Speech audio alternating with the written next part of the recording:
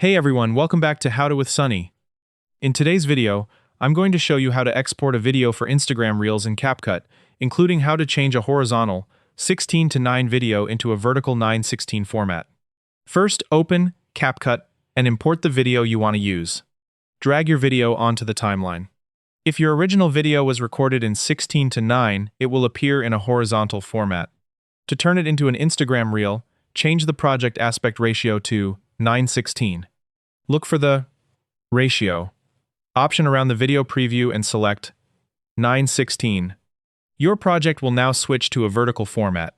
Because your original video is horizontal, some parts of the clip may not fit perfectly inside the new vertical frame. Select your video clip and adjust the scale and position until the important part of your video is centered inside the 9:16 frame. You can move the video left or right depending on what you want viewers to see. If you don't want to crop too much of the original 16:9 video, you can also make the video slightly smaller and use a background behind it. Once you're happy with how your reel looks, click Export in the top right corner. For the resolution, select 1080p, which will export your reel at 1080 by 1920 in the 9:16 format. For the frame rate, it's usually best to keep it the same as your original video, such as 30 frames per second or 60 frames per second. For most Instagram Reels, you can leave the other export settings at their recommended values.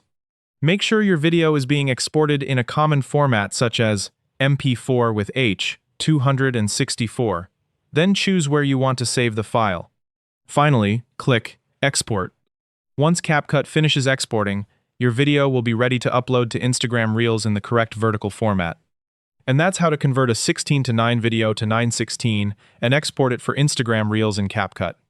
If you found this video helpful, make sure to like the video and subscribe to How to with Sunny for more quick and easy tutorials. Thanks for watching, and I'll see you in the next video.